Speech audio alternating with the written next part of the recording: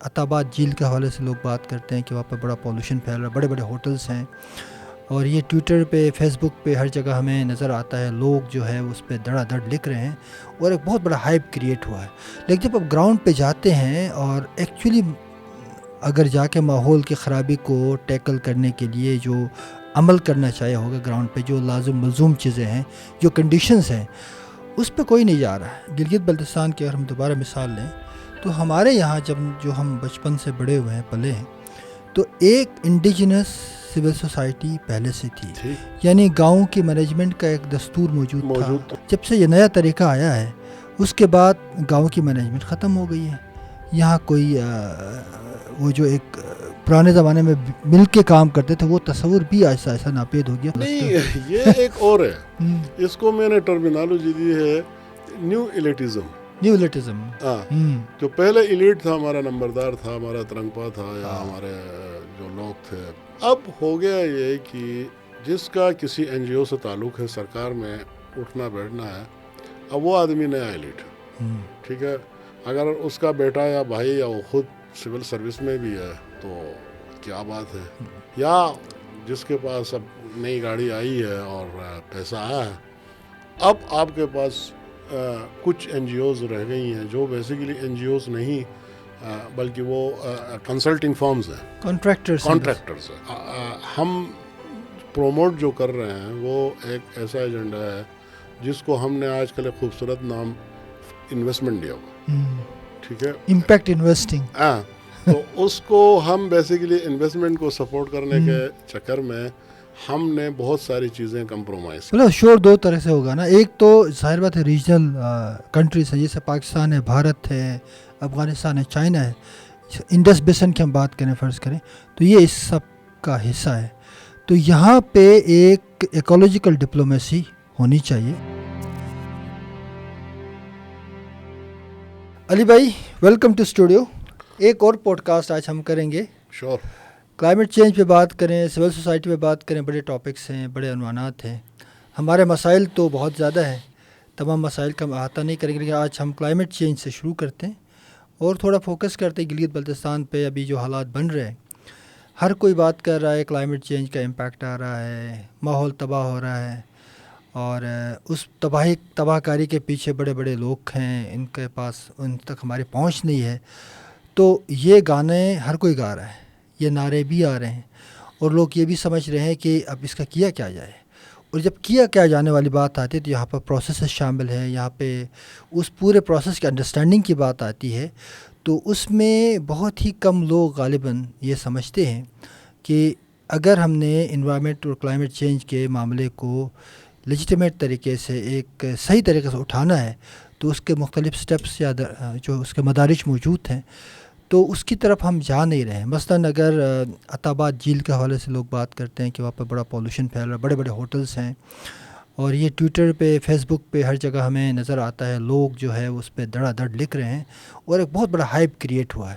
لیکن جب آپ گراؤنڈ پہ جاتے ہیں اور ایکچولی اگر جا کے ماحول کی خرابی کو ٹیکل کرنے کے لیے جو عمل کرنا چاہیے ہوگا گراؤنڈ پہ، جو لازم ملزوم چیزیں ہیں، جو کنڈیشنز ہیں، اس پہ کوئی نہیں جا رہا ہے۔ یہ المیہ ہے میرے خیال میں، تھوڑا سا ہم گراؤنڈ سے کٹ گئے ہیں، غالباً ورچوئل اسپیس میں کچھ زیادہ ہی نہیں آ گئے ہم لوگ۔ ہاں، اصل میں ایک ذہنی عیاشی کرنے لگے ہیں ہم کلائمیٹ سے اور بات دراصل یہ تھی، اس کو ہم ایکولوجی کہتے تھے، ہاں، جس کا معنی ہوتے تھے ایکو یعنی گھر، اور جو ہیبیٹیٹ ہے یا ہماری دنیا ہے یہ ہمارا گھر ہے، اور مختلف ایکولوجی اس کے اندر مختلف جانور اور پودے رہتے تھے جو ان کا گھر تھا، جس کو ہم نے اب کلائمیٹ ایک براڈر ٹرم لی ہے اور اس کے اندر شامل کیا ہے۔ بیسیکلی تو ہم جس گھر میں رہ رہے ہیں اس کی ڈسٹرکشن شروع ہے، اور اس کو مدر نیچر کا ریونج بھی کہتے ہیں، کہ اس کو ہم سے انتقام لے رہی ہے جو کچھ ہمارے آباء و اجداد اور پرکھوں نے کیا ہے ابھی تک، اور گزشتہ 5-6 ہزار سال میں جو کچھ دیکھنے کو ملا ہے وہ کوئی اچھی چیز نہیں تھی۔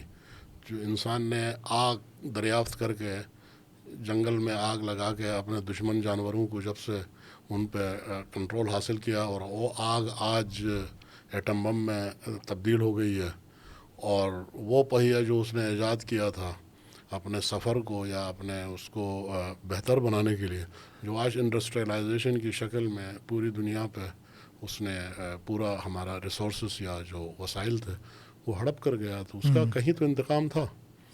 تو جہاں تک ہم اپنے علاقے کی بات کریں تو ایک جو کلائمیٹ چینج کے جو سب سے بڑے متاثرین ہیں ان میں پہاڑی ہوں گے، صحرا ہوں گے، اور سمندر کے ساحلی علاقے ہوں گے، اور یہ سب سے زیادہ ولنریبل ہے۔ اور اب مانسون کا رینج بڑھ گیا، اور بارشیں پہلے سے کہیں زیادہ اور کہیں خشک سالی ہو رہی ہے، تو یہ ہو رہا ہے۔ لیکن جو آپ صحیح کہہ رہے ہیں کہ گزشتہ کچھ دنوں سے ہنزا میں جو ڈیبیٹ تھی ہوٹلیں بنانے کی، اور وہاں پہ خاص طور پہ عطا آباد لیک کے اوپر ہوٹل بنانے، اور پولوشن ہوا ہے، یہ ہوا وہ ہوا، لیکن میں نے نہیں دیکھا کہ ہم نے قانون کے مطابق اسٹیچوٹری طور پہ کوئی ایکشنز لیے ہوں۔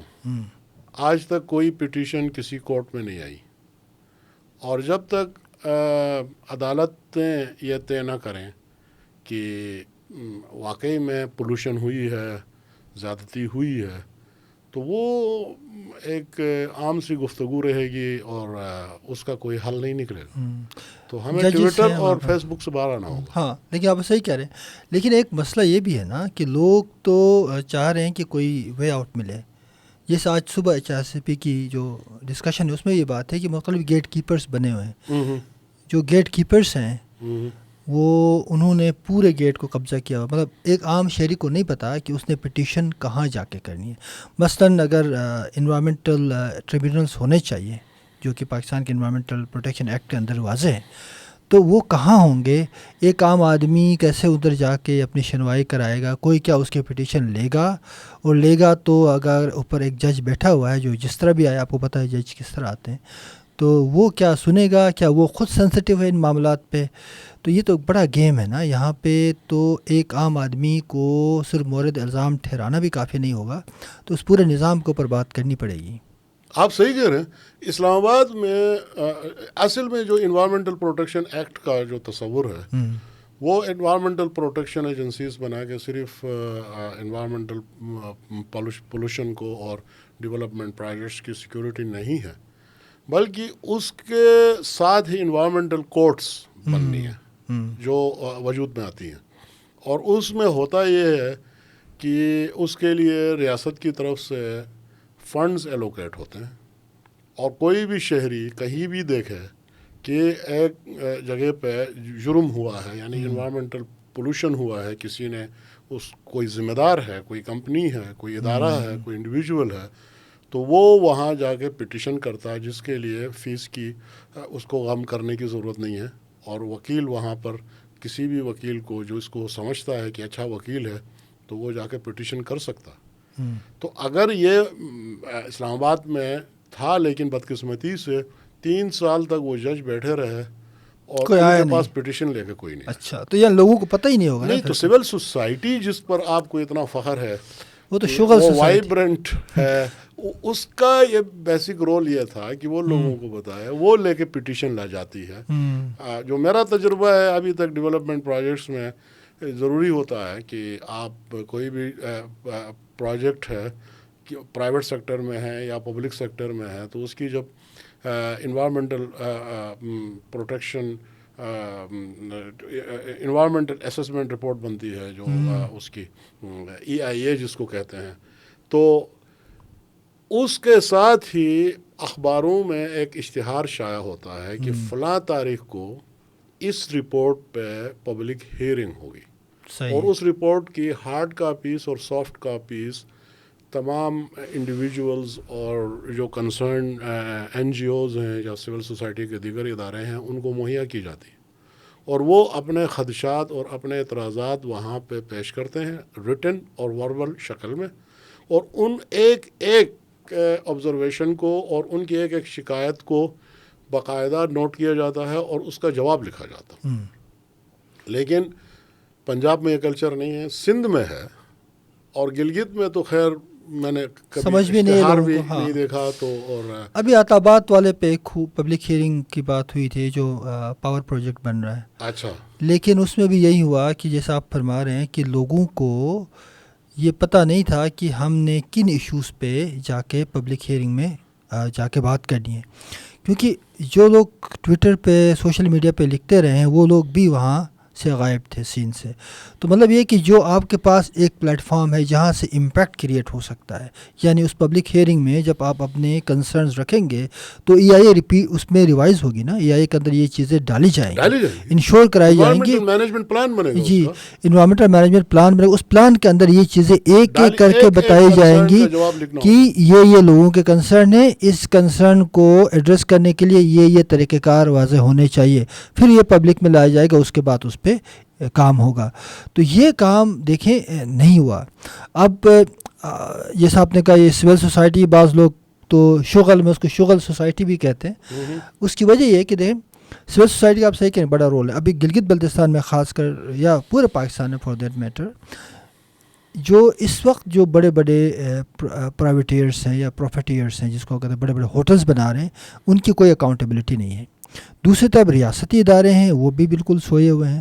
تو ایک بیچ میں جو پبلک سپیس ہے، سٹیزنس ہونے چاہیے، جہاں سٹیزنس کی آواز ہے، اس آواز کو اوپر پہنچانے کے لیے ایک سول سوسائٹی کا پلیٹ فارم ہونا چاہیے. وہ ریاست کو بھی اکاؤنٹیبل بنائیں، یعنی پبلک واچ ڈاگ کا بھی کام کریں، اور پرائیویٹیئرس کو بھی اپنے اس میں رکھیں اور ان کو اکاؤنٹیبل بنائیں اور ایک پروسیس کو فالو کریں. ایک لیگل طریقہ بھی ہے.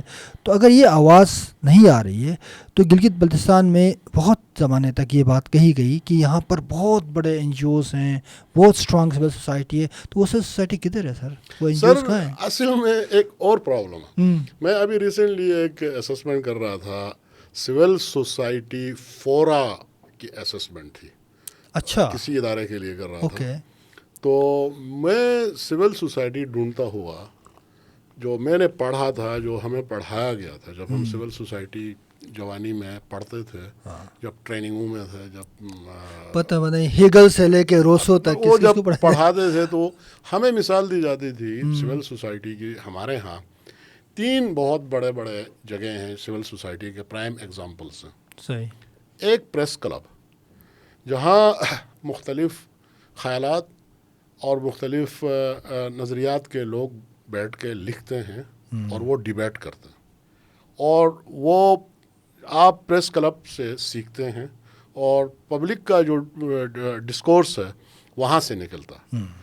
ایک ہمیں بتایا جاتا تھا کہ اسٹاف روم ہے کسی کالج کا، کسی یونیورسٹی کا، جو اسٹاف روم ہوتا ہے جس میں اندر مختلف ٹیچر بیٹھتے ہیں اور وہ ڈیبیٹ کرتے ہیں، اور ایک نظریات، ہر ایک کا ایک موضوع پہ مختلف نظریات ہوتے ہیں اور وہ ڈیبیٹ کرتے ہیں، یہ بتاتے تھے. اور تیسرا کہتے تھے کہ بار روم ہے جہاں ایک کیس کے اوپر مختلف وکلاء آتے ہیں اور ان کے نقطۂ نظر ہوتے ہیں اور وہ وہاں پہ. اچھا صاحب، میں نے کوشش کی بار روم میں جا کے معلوم کرنے کی. تو بار روم میں بتایا گیا کہ بھائی جو بار کونسلز ہیں وہ فلاں ایکٹ کے تحت یہ کام کر سکتی ہیں، یہ نہیں کر سکتی ہیں، اور ان کی لائسنس اور تمام چیزیں انہوں نے اچھی خاصی ٹائٹ رکھی ہوئی ہیں. ہاں. اچھا. ایک یونیورسٹی میں گیا، میں نے اس کے وائس چانسلر صاحب جو بیٹھے تھے، میں نے اس سے کہا کہ سر آپ کے پاس اسٹاف روم، تو اس نے بولا یونیورسٹی کا اسٹاف روم نہیں ہوتا. میں نے کہا اسٹاف روم تو ایک جب سمبل ایک وہ ہے، اس کا ایک اشارہ ہے بیسیکلی. آپ استاد یہاں آ کے بیٹھتے ہیں تو ان کی کوئی سوسائٹی، کوئی تنظیم، کوئی یونین، کوئی ایسا پلیٹ فارم جس میں وہ اپنا انول فنکشنز کرتے ہوں، جو کوارٹرلی بیٹھ کے کسی بات پہ ڈیبیٹ کرتے ہوں، کچھ نہیں تو ایکسکرشن اور آپ پکنک ہی کرتے ہوں. وہاں پہ آپ اپنی فیملیز، اپنے اسٹوڈنٹس کے ساتھ آپ جاتے ہوں، ڈیبیٹ کرتے ہوں. اس نے بولا اللہ کا فضل و کرم ہے میری یونیورسٹی میں کوئی یونینزم، کوئی ایسے ایسوسیشنزم نہیں ہے، اور بڑا پراؤڈ تھا. ٹھیک ہو گیا. میں گیا پریس کلب. تو پریس کلب تھوڑا وہ تھا، لبرل تھا اس معاملے میں، خاص طور پہ چترال میں بھی اور گلگت میں بھی. لیکن وہاں پہ بات یہ تھی کہ ہم تو ایسے بھی ہم پبلک تک پہنچتے ہیں اپنے اخبار, اپنے ٹی وی چینل اور اپنے پوڈ کاسٹنگ کے تھرو ہم پہنچتے ہیں, ہمارے تو اوپینین آتے ہیں, ٹھیک ہے, لیکن ہمیں ان کو پھر پازیٹیو نہیں لیا جاتا. تو انہوں نے کہا لیکن ہمارے مالکان بھی ہمیں کہتے ہیں کہ اپنے اوقات میں رہو اور ہمیں جو ہے اشتہار بھی لینا ہے اور ہمیں گورنمنٹ کے ساتھ بزنس بھی کرنا ہے, ہم نے جو کارپوریٹ سیکٹر کے ساتھ ہے ان سے ایڈورٹائزمنٹ بھی لینی ہے. تو یہ تو رہا کمزور. اب آ جائیے این جی اوز کی طرف. این جی اوز کا ہوا یوں گزشتہ 2018 کے بعد جو تقریباً کوئی 60-70 انٹرنیشنل جو rights based NGOs تھی ان کو تو فارغ کیا آپ نے. اب آپ کے پاس کچھ این جی اوز رہ گئی ہیں جو بیسیکلی این جی اوز نہیں بلکہ وہ کنسلٹنگ فارمز ہیں, کانٹریکٹرز ہیں. تو وہ کانٹریکٹرز ہیں, فنڈز لے کے آتے ہیں اور آپ نے اگر کمیونٹی میں جانا ہے, کوئی ریسرچ کرنا ہے, آپ پرائمری ڈیٹا نہیں اکٹھا کر سکتے, آپ سیکنڈری ڈیٹا پہ کام کریں گے. آپ جو ہے بیس لائنز کے لیے جو ہے سرویز نہیں کر سکتے ہیں, آپ کریں گے تو تھانے میں ہوں گے. اور گلگت کے کیس میں تو ایون دین کی بی آئی ایس پی کے لیے بھی اجازت نہیں ہے کہ وہ جا کر ہاؤس ہولڈ لیول پہ ڈیٹا لے, جو سوشل اکنامک سروے کریں, بالکل نہیں ہے. تو وہ تو ہو گئے فارغ, ٹھیک ہے. اب این جی اوز جو ہم سول سوسائٹی کو یوزولی این جی اوز کو ہی سول سوسائٹی سمجھتے تھے, وہ کنسلٹنگ فارمز ہیں. جو لوکل این جی اوز ہیں ان کی حالت یہ ہے کہ ان کے اپنے رجسٹریشن کے لالے پڑے ہوئے, اور وہ جب تک ان کی رجسٹریشن اسٹریم لائن نہیں ہوتی ہے, جو ہوگی نہیں, جو بھی 2018 کے بعد جو ہے اس تکلیف میں. تو اس وقت آپ کی سول سوسائٹی ورچولی زبوں حالی کا شکار ہے, اور وہ اس پوزیشن میں نہیں ہے کہ وہ اپنے ریسورسز سے آپ کی ای آئی اے رپورٹس کو پڑھ کے آپ کو گائیڈ کرے کہ میاں آپ کی اس رپورٹ میں جو آپریشن ہونے والے ہیں اس سے واٹر کو یعنی پانی کو یہ پولوشن کا خطرہ ہے, ایئر کوالٹی کے لیے یہ خطرہ ہے, آپ کی لائف کے لیے یہ خطرہ ہے, آپ کی وائلڈ لائف کے لیے یہ ہے, اور آپ کی مٹی میں یہ جو ہے کنٹامینیشن ہونے والی ہے. اس باتوں کو کسی رپورٹ میں ڈھونڈ کے سمجھنے کے لیے بھی آپ کو پڑھا لکھا عالم ہونا ضروری ہے. اب عام کمیونٹی تو عالم نہیں, آپ عالم کو ہائر کریں گے, جب ہائر کریں گے تو اس کو 2-4 روپے دینے پڑیں گے, پیسے دینے گے, جو نہیں ہے. تو اصل میں یہ ایک تو بڑا المیہ ہے. دیکھیے جو آپ بتا رہے ہیں نا, یہ تو جس طرح ہمیں بتایا گیا کہ ایک بہت وائبرنٹ سول سوسائٹی, جس سے بھی بات کرو جی گلگت بلتستان میں بڑی سول سوسائٹی وائبرنٹ ہے, وہ وائبرنٹ ہے نہیں ہے یہ تو آپ نے بتا دیا. لیکن ایک سوال یہ, لبرل اور سیکولر میں جس طرح کا فرق ہوتا ہے اس طرح سے این جی او اور سول سوسائٹی میں بھی ہے. ہاں بالکل ہے, بالکل.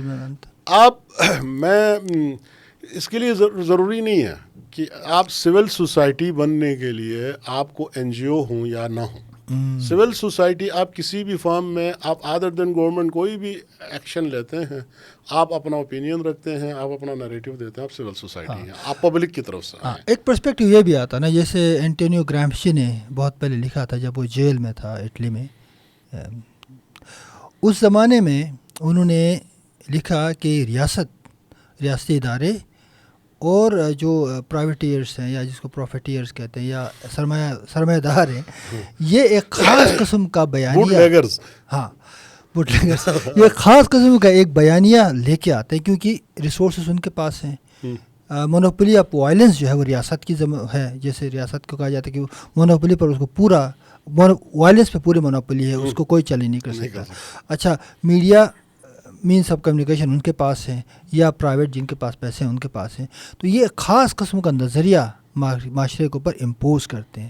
جو سول سوسائٹی ہے بیسیکلی وہ وجود میں اس لیے آتی ہے, وہ شہریوں کی وہ سپیس ہے جو ان نظریہ کو کاؤنٹر کرنے کے لیے ایک کاؤنٹر نیریٹو پیدا کرے, یعنی کہ ریاست کا جبر اور سرمایہ دار کی جو ان اکاؤنٹیبل پروفیٹیئرنگ ہے اس کے بیچ میں شہریوں کے ویلفیئر کو کون انشور کرے گا اور اس آواز کو آگے لے کے کون آئے گا.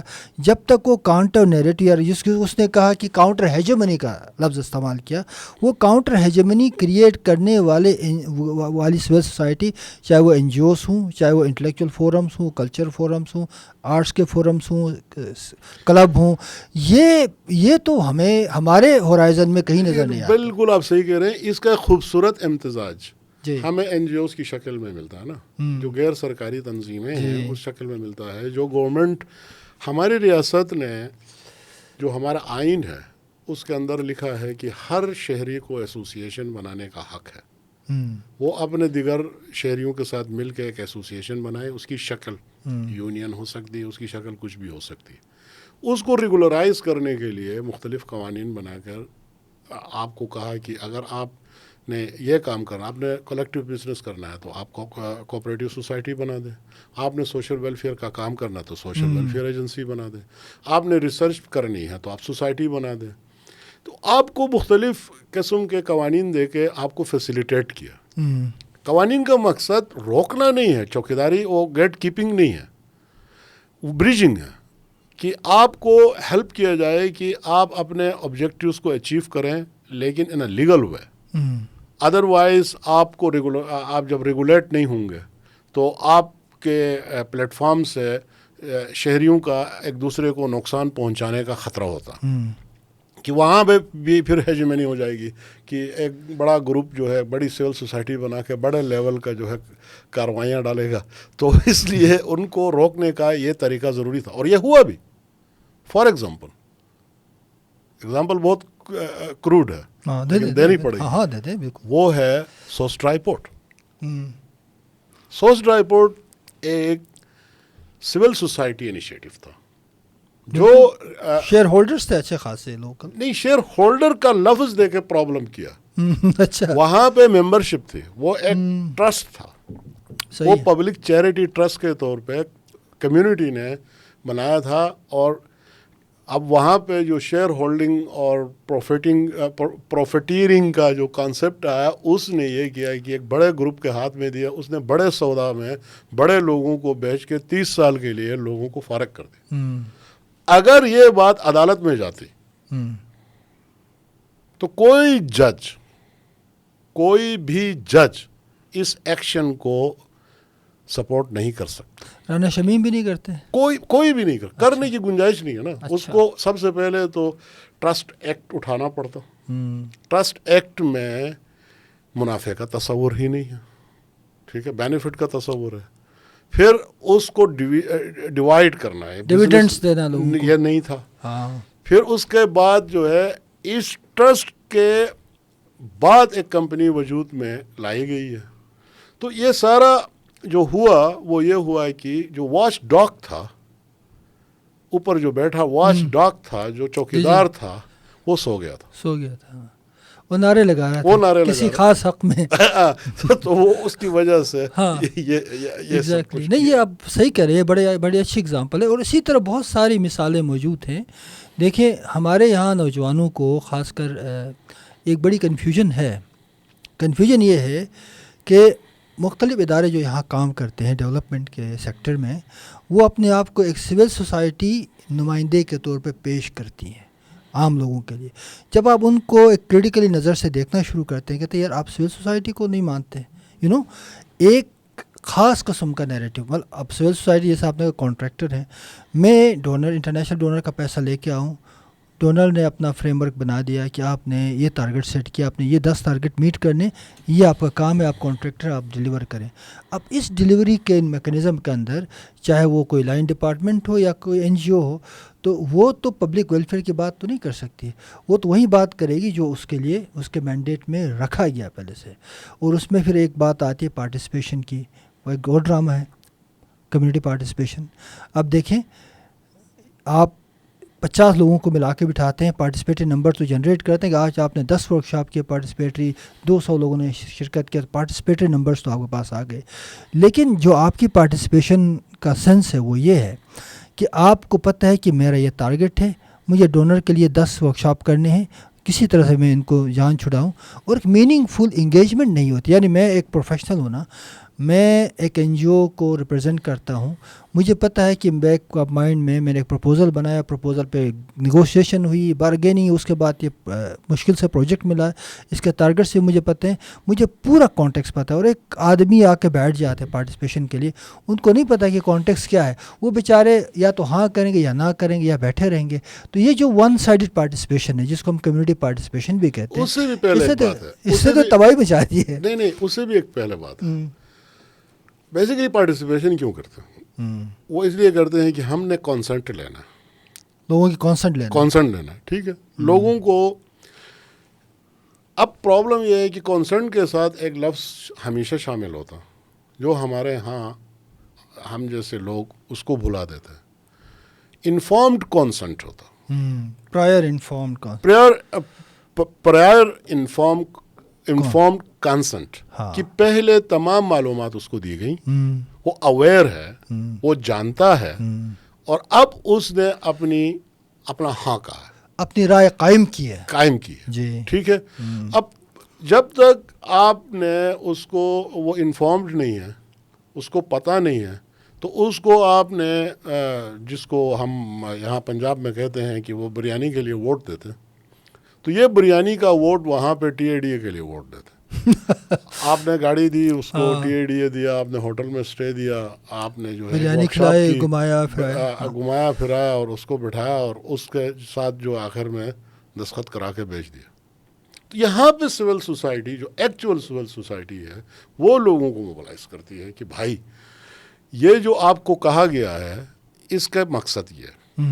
ٹھیک ہے، یہ آدمی یہاں ہوٹل بنائے گا، اس ہوٹل میں اتنے پانی کی ضرورت ہوگی، اس ہوٹل کا اتنا پولوشن ہوگا، اس ہوٹل میں ڈیلی اتنی گاڑیاں آئیں گی، آپ کے روڈ کی کیپیسٹی یہ ہے، اور اگر ان کی گاڑیاں بھی آپ ایڈ کریں گے تو آپ صبح شام تک آپ کو شیڈنگ کرنی پڑے گی کہ آج کون آدمی جو ہے گاڑی پہ جائے گا اور آج کون آدمی نہیں جائے گا.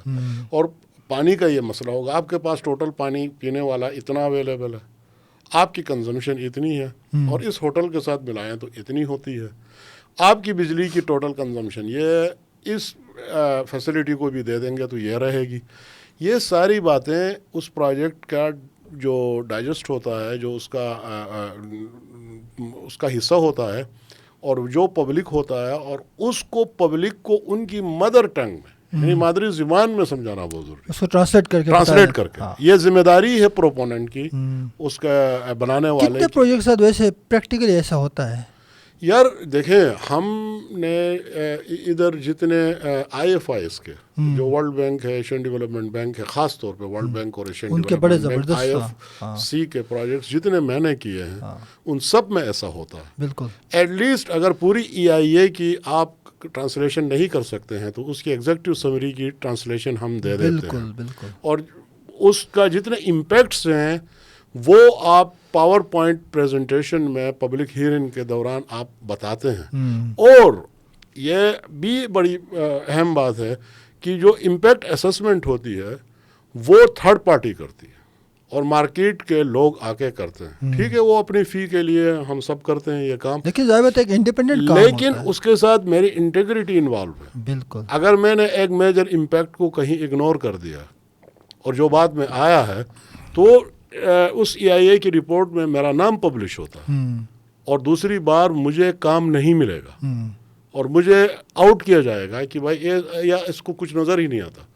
تو جتنا بھی آدمی اس کے ساتھ فیور کرنے کی کوشش کرے، لیکن اس کو اپنی انٹیگریٹی بچانے کے لیے، اپنے اس کو وہ بچانے کے لیے، اس کو ایٹ لیسٹ اگر وہ کور کر کے بھی لاتا ہے تو امپیکٹس لانے پڑتے ہیں. میں کیسے بتاؤں کہ بھائی اس ہوٹل کے 50 کمرے ہیں، 50 کمروں میں ڈیلی پانی کی کنزمپشن اتنی ہے، ڈیلی اتنا سیویج کی جنریشن ہے، وہ فارمولے ہیں اس کے اندر دیا ہوا ہے کہ بھائی ایک آدمی کا ٹوٹل کنزمپشن اتنی ہوتی ہے، اور 50 لوگوں میں اگر ڈبل آکوپنسی نہ بھی ہو، سنگل آکوپنسی بھی ہو تو اتنا ہوگا. ان کے کھانے کے لیے اتنا جو ہے انرجی چاہیے، ان کا رہنے، سمپل ہے نا. اچھا یہ تو بڑا ایک زبردست کام ہے. جیسے آپ نے کہا میگا پروجیکٹس پہ جہاں ہم کام کرتے ہیں مختلف جگہوں پہ, اس پہ تو بالکل یہ ٹرانسپیرنٹ طریقے سے کیا جاتا ہے. اکاؤنٹیبلٹی پبلش ہوتی ہے باقاعدہ ویب سائٹ پہ ہوتی ہے اور کوئی بھی آدمی ایکسیس کر سکتا ہے کسی بھی وقت اس کے اوپر اپنے اب اس میں جو ہے علی بھائی ایک بات تو بہت ضروری ہے کہ گلگت بلتستان میں جہاں ابھی بڑے پروجیکٹس ہو رہے ہیں تو لوگوں کو یہ سمجھانے کی ضرورت ہے کہ وہ ان پرنسپلس کے تحت بڑے جو وہ ہیں انڈسٹریلسٹ ہیں یا پولوٹرس ہیں ان کے ساتھ بیٹھ کے بات کریں. بھائی یہ پرنسپلس عامر یہ عام آدمی نہیں آتا نا. مثال کے طور پہ جو سول سوسائٹی کہتے ہیں اس نے بتانا ہے جو انوائرمنٹل سائنس پڑھتے ہیں بچے یونیورسٹیز میں کالجز میں ان کو پڑھایا جاتا ہے, ان کو پتہ ہوتا ہے. اور جو جرنلسٹ کام کرتے ہیں ان کو پریس کلب بتاتا ہے. جو لائرز کام کرتے ہیں, اس لیے ہم بیک بون کہتے ہیں نا سول سوسائٹی کے ٹیچرز لائرز اینڈ جرنلسٹ, وہ بیسک ایکٹیوسٹ ہوتے ہیں. بالکل ایک جنریشنز کو بتاتا ہے, دوسرا جا کے عام پبلک کو بتاتا ہے, ایک عدالت کو بتاتا ہے. تو ان کو سمجھانا ان کو بتانا بہت ضروری ہوتا ہے. ہاں ابھی میں ایک بک دیکھ رہا تھا, رابرٹ پٹنم نے ساؤتھ اور نارتھ اٹلی کا کمپیئر کرایا تھا. مطلب یہ 2004-05 کی بک ہے, پرانی ہے لیکن بڑے زبردست اس میں اس نے لکھا ہے. 2004-05 کی اتنی پرانی نہیں ہے نہیں مطلب ہمارے حساب سے 2023 میں ہم کھڑے. بہرحال ریلیونٹ بک ہے وہ. بولنگ الون نام ہے اس کا بک کا. یعنی کہ نارتھ اٹلی اور ساؤتھ اٹلی میں اس نے کمپیئر کر کے ساؤتھ اٹلی کم ڈیولپ کیوں ہے, اس کے ریزنس انہوں نے بتائے کہ ساؤتھ اٹلی کا جو مسئلہ ہے وہ یہ ہے کہ یہاں پر جو سوک انگیجمنٹ کے ایسوسیشنز تھے, چاہے وہ انٹلیکچوئل کلبس تھے یا رائٹرز فورمز تھے, جرنلسٹ فورمز تھے, وہ آہستہ آہستہ پرائیویٹ سیکٹر نے اٹھا لیے. اور وہاں پہ کرائے کے رائٹر بھی ملتے ہیں, وہاں پہ کرائے کے اچھے مقرر بھی ملتے ہیں, اور وہاں پھر جو ہے جو ایک پبلک اوپن جا کے لوگ جا کے باہر کھانے کھاتے تھے مل جل کے, ایک فیملی سسٹم تھا, وہ ٹوٹ گیا. نارتھ میں وہ ساری چیزیں برقرار ہیں اور وہاں پر ایک ڈیولپمنٹ نظر آتی ہے. یعنی یہ جو اجتماعیت ہے اس نے ڈیولپمنٹ کو پروموٹ کیا ہے, کم نہیں کیا. جیسے ہم کہتے ہیں انفرادی طور پر ہمیں ڈیولپ ہونا چاہیے, اجتماعیت کا کوئی کانسیپٹ نہیں ہے. تو سول سوسائٹی جہاں مضبوط ہے وہاں ڈیولپمنٹ قدرے جلدی ہوتی ہے کیونکہ لوگ مل کے کام کرتے ہیں. ہمارے یہاں جو تصور جو این جی اوز یا اور سوسائٹی لے کے آئی ہے اس میں انڈیویجولزم پہ بھی فوکس ہے تھوڑا سا, کہ کچھ رول ماڈلس ہیں جی فلاں ہے آپ نے اس طرح بننا ہے. تو ایک اجتماعی سوچ بھی تو نہیں ہے نا, ایک نیو لبرل ماڈل بھی ہم لے آئے ہیں. اب یہ نیو لبرلزم ہی تو ایک اس وقت کا سب سے بڑا چیلنج ہے نا, کہ ہم بیسیکلی این جی اوز کی آڑ میں سول سوسائٹی کی آڑ میں ہم پروموٹ جو کر رہے ہیں وہ ایک ایسا ایجنڈا ہے جس کو ہم نے آج کل ایک خوبصورت نام انویسٹمنٹ دیا ہوا. ٹھیک ہے, امپیکٹ انویسٹنگ. ہاں تو اس کو ہم بیسیکلی انویسٹمنٹ کو سپورٹ کرنے کے چکر میں ہم نے بہت ساری چیزیں کمپرومائز کی.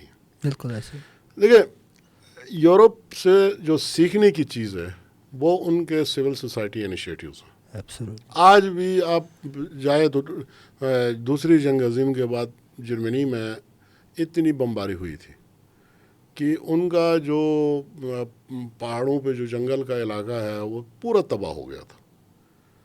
مرد سارے مر گئے تھے اور تقریباً بوڑھے لوگ اور عورتیں بچ گئی تھیں. اور وہاں پہ جو ایک فارسٹ میں نے دیکھا تو اس کے ایک سوسائٹی تھی وہاں پہ انہوں نے بنائی کنزرویشن کی, اور اس سوسائٹی نے اس وقت ارادہ کیا کہ ہم اپنے جنگل کو بچائیں. کیونکہ جنگل کے ایک تو بمباری ہوئی, بہت سارا جل گیا تھا, اور دوسری بات یہ تھی کہ جو اب روزگار کچھ نہیں بچا تو لوگوں نے جنگل کاٹ کاٹ کے اپنا گزارا کیا, لیکن وہ جلد غریب ہو گئے. اور وہ ان کو احساس ہوا کہ یار اگر یہ جنگل بھی کٹ گیا تو ہمارے جو مویشی ہیں, جو ہمارے پاس جو آخری سہارا ہے ہمارا, یہ بھی ختم ہو جائے گا. پھر ہمیں مائگریشن کرنی پڑے گی.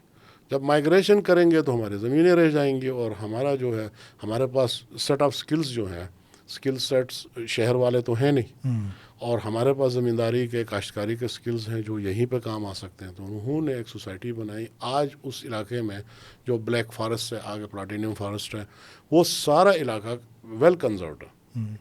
ایک انیشیٹو کہ لوگوں نے ریئلائز کیا. اس طرح انڈیا کی جو چپکو موومنٹ ہے ہاں عورتوں نے جب ریئلائز کیا کہ یار ہمارا جو جنگل یہ کاٹ رہے ہیں تو ہم تو بے روزگار ہو جائیں گے, ہمارے پاس ریسورس لیس ہو جائیں گے, تو انہوں نے درختوں کے ساتھ چپک کر جو ہے اپنا جنگل بچا لیا. اس طرح پاکستان میں کئی انیشیٹوز ہیں اور وہ ہوتے ہیں. کراچی میں جو مینگروز کے اوپر جو فشر فوک فورم اور دوسرے جو جتک کمیونٹی ہے وہاں پہ ان لوگوں نے, ایک عورت مر بھی گئی تھی کہ انہوں نے کہا آپ یہ جو ہمارا جو مینگروز کے فارسٹ کاٹ رہے ہیں جس کی وجہ سے ہمارے جو شرم جو ہے یہاں سے ختم ہوتے جا رہا ہے اور ہم بے روزگار ہو رہے ہیں, اور وہ اٹھ کھڑے ہو گئے تھے. تو سندھ میں ابھی بھی یہ کہا جاتا ہے کہ سندھ کا کچے کا جو فارسٹ بچا تھا وہ ڈاکوؤں کی وجہ سے بچا تھا. اچھا, ہاں, ارے واہ, کیونکہ ڈاکو وہاں تھے تو لوگوں کو ضرورت نہیں تھی وہاں جا کے کاٹنے کی. جب سے ڈاکوؤں کے خلاف آپریشن ہوا اور وہ وہاں سے چلے گئے, اب نئے ڈاکو چلے گئے. میں نے اس کے اوپر ایک کالم بھی لکھا تھا, سندھ کے کچے کے پکے ڈاکو.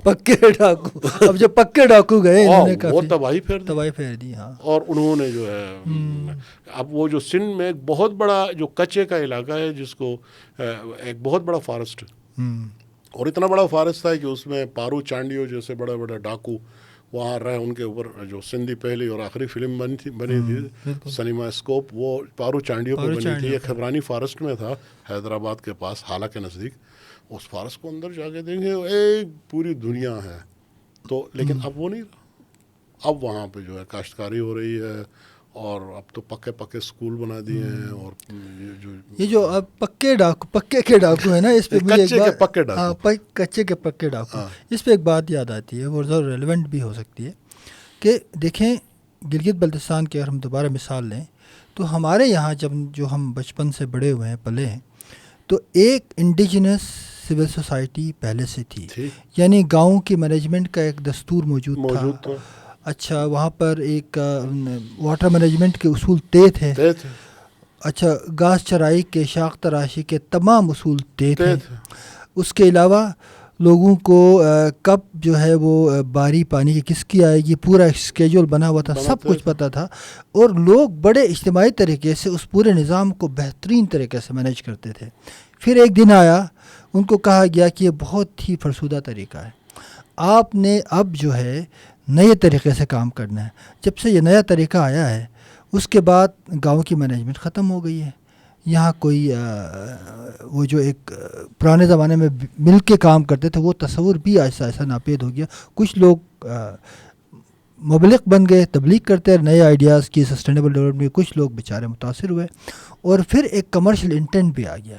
مثلاً لوگ جنگلات تھے, جنگلات کے ساتھ ان کا رشتہ تھا وہ ایک انڈیجنس رشتہ تھا, آرگینک رشتہ تھا.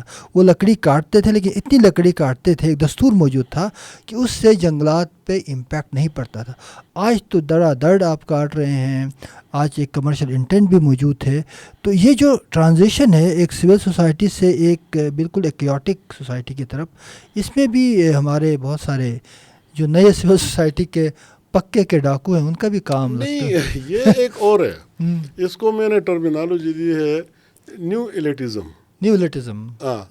جو پہلے ایلیٹ تھا ہمارا, نمبردار تھا ہمارا, ترنگپا تھا یا ہمارے جو لوگ تھے وہ چربو وغیرہ تھے, مطلب ایک ایلیٹس کا ایلیٹ کی ایک کلاس اسٹیبلش تھی نا, تو اس میں کنٹریبیوشن کے حساب سے بھی تھا. اب ہو گیا یہ کہ جس کا کسی این جی او سے تعلق ہے, سرکار میں اٹھنا بیٹھنا ہے, اب وہ آدمی نیا ایلیٹ ہے. ٹھیک ہے, اگر اس کا بیٹا یا بھائی یا وہ خود سول سروس میں بھی ہے اور سروس بھی اگر وہ ڈسٹرکٹ ایڈمنسٹریشن کی اور پولیس کی ہے تو کیا بات ہے. یا جس کے پاس اب نئی گاڑی آئی ہے اور پیسہ آیا ہے, تو اب ایک ایلیٹ کا نیا طبقہ وجود میں ہے جو اپنے آپ کو تمام قیود اور ان سے مبرا سمجھتا. اب حدود بھی ہے نا. اب گاؤں میں مثال کے طور پہ باری کا انتظار کرنا, پانی کی قلت ہے, آپ کی باری رات 2 بجے آتی ہے, ٹھیک ہے, تو آپ نے 2 بجے ہی پانی لینا. اب 2 بجے کے بجائے آپ کوشش کرتے ہیں کہ دن کو ہی پانی لگا کے رات کو جو ہے آپ کہتے ہیں میرا پانی لوگ لے جائیں, مجھے میری نیند خراب نہ ہو. اب اس کے لیے آپ نے پورا سسٹم کو ایک دفعہ پھر وہ سبوٹاژ کیا ہوا تاکہ آپ کو یہ سہولت ملے. اسی طرح ہمارے ہاں جو بنجر زمینیں جو شاملات تھے اس کو تقسیم کرنے کا ایک رواج موجود تھا. اب آپ ایک کاغذ لے آتے ہیں ڈی سی سے لکھوا کے کہ یہاں میں نے فلاں چیز بنانی ہے, اس کے بعد آپ قبضہ کرتے ہیں. تو یہ جو ہماری سول سوسائٹی, جو ہماری آرگینک سول سوسائٹی جس کا آپ ذکر کرتے ہیں, وہ ٹوٹ پھوٹ کا شکار ہو گئی, جو ختم ہو گئی. نئی سول سوسائٹی وجود میں آ نہیں سکی. اس وقت میرا حساب سے ہم ایک عبوری دور سے گزر رہے ہیں. عبوری صبح کے دور, عبوری صبح کے ساتھ یہ بھی ایک عبوری دور ہے. اچھا, ہو سکتا ہے ان فیوچر ہم اس قابل ہوں. لیکن یہ دعوے جو ہے علی بھائی, جو دعوے کرتے ہیں نا کہ ہم نے ایک بہت بڑے خوشحالی کے دروازے کھول دیے ہیں. اب دیکھیں آپ کی سول سوسائٹی ٹوٹ گئی, اب ہر چراگاہ پہ ڈسپیوٹ ہے. ڈسپیوٹ حل کرنے کے لیے قوانین نہیں ہے, کیونکہ کسٹمری لاس تو موجود تھے.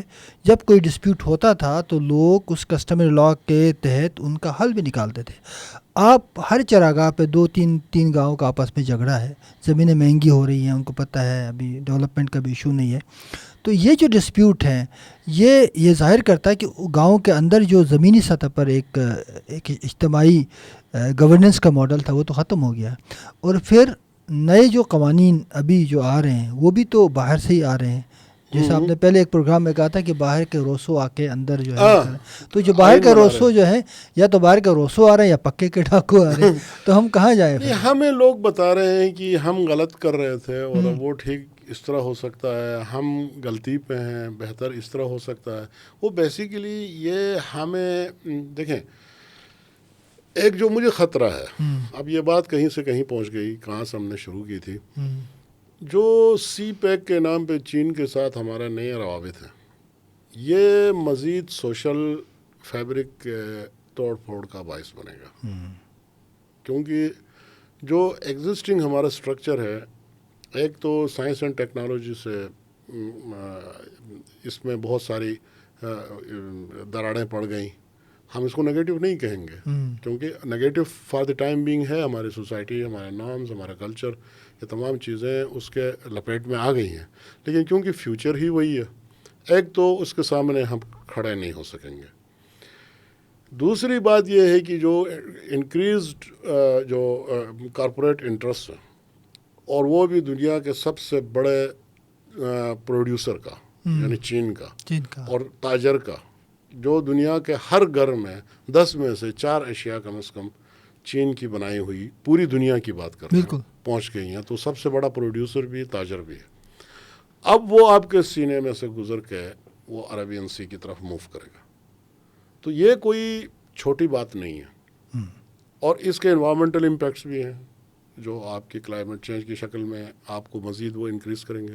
اس کے سوشل امپیکٹس بھی ہیں, کیونکہ لوکل جو آپ کا جو سسٹم تھا اس کے اوپر یہ اپنا بہت بڑا انفراسٹرکچر بلڈ کرے گا.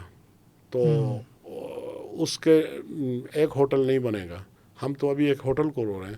میرے حساب سے ہر کلومیٹر میں ایک بہت بڑا ہوٹل کا خطرہ ہے. اور اس کے بعد جو ہے یہاں پہ ماس مائگریشن ہونی ہے, کیونکہ لوگوں سے ان کی زمینیں جب لی جائیں گی تو ان کو بہت سارا پیسہ دیا جائے گا. پھر وہ جو آئیڈینٹی ہے زمین کے ساتھ لوگوں کی, اس کے چیلنجز ہیں.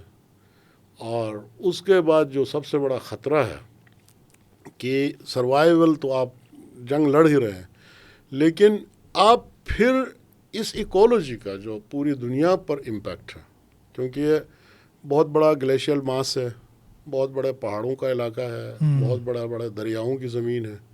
تو اس پہ دنیا کے لیے بہت بڑا چیلنج ہے. ہمارے نہ کیپیسٹی میں ہے نہ ہماری لمٹ میں ہے.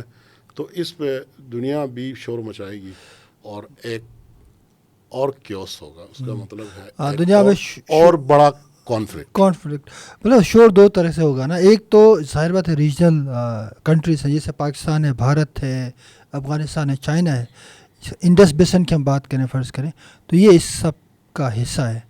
تو یہاں پہ ایک ایکولوجیکل ڈپلومیسی ہونی چاہیے. کم از کم ہم پولیٹیکل ڈپلومیسی میں ناکام ہو گئے تو ایکولوجی ہی ہمیں کسی طرح سے یونائٹ کرے, ہم اپنے ڈفرینسز کو ختم کریں. یا دوسرا یہ ہو سکتا ہے کہ ہم اسی ایکولوجیکل جو ڈسٹرکشن ہے اس کو نئے گریڈ گیم کے طور پہ دیکھیں. مطلب یہ بھی ہو سکتا ہے کہ یار یہ ڈسٹرکشن ہو جائے, اس کے بعد کیوس پیدا ہو, لوگ یہاں سے مائیگریٹ کر کے چلے جائیں, پھر ایک نئی جنگ کا آغاز ہو. میرا خیال ہے وہ جو آپ کا پوائنٹ 2 ہے وہ کیوس کی طرف ہم فی الحال بڑھ رہے ہیں. وہ جو انٹیگریشن نہیں آ رہا ہے, وہ نہیں آ رہی ہے. اس کی وجہ یہ ہے کہ آپ چائنا کو عربین سی یا ہاٹ واٹرز کی طرف آنے سے روکنا تو یورپ اور ویسٹ کا ایجنڈا تو ہے. اب اس کو وہ پولیٹیکلی نہیں روک سکتے ہیں اور اس کو طاقت سے بھی نہیں روک پائیں گے. تو اس کو مورل گراؤنڈز پیدا کریں گے تو وہ ایکولوجیکل اس کے امپیکٹس اور ڈیگریڈیشن بیسڈ ہوگا. اور یہ انوائرمنٹل پالیٹکس جو ہے وہ فیوچر میں ایک نئے سمت کی طرف ہمیں لے جائے گی. ایک نیا مورل نیریٹو آ جائے گا. اور اس کے لیے ہم نے ایک اسٹرانگ سول سوسائٹی کو وجود میں لانا ہوگا. فی الحال تو ہم فرقہ واریت تو اس کو آج کلوز کرتے ہیں, پھر نیکسٹ. ہاں نہیں صحیح ہے. میں یہ اشارہ کرنا بہت ضروری ہے کہ ہمیں اس وقت جو ہے ایک بہت ہی vibrant, strong, inclusive civil society چاہیے, کیونکہ گلوبل پاورز کا ایک کنورژن ہمارے جو انٹرسٹ ہیں, خاص طور پہ گھر کے انٹرسٹ, ایکولوجی کا انٹرسٹ, اور وہ انٹرسٹ ہے ہمارا کلائمیٹ چینج سے کے خطرات سے ہمیں نمٹنے کے لیے ہماری تیاری, اور ہمیں اس کو پریپریشن کے لیے ہماری مدد کرے, ہم ایک دوسرے کی مدد کریں, اور ایک ایسی سول سوسائٹی کی انتہائی ضرورت ہے. بالکل. تھینک یو علی بھائی, ونڈرفل ایز آلویز. بہت مزہ آیا. پھر ایک اور پوڈ کاسٹ میں ہم ضرور ملیں گے جلدی. ضرور. تھینک یو, بہت شکریہ.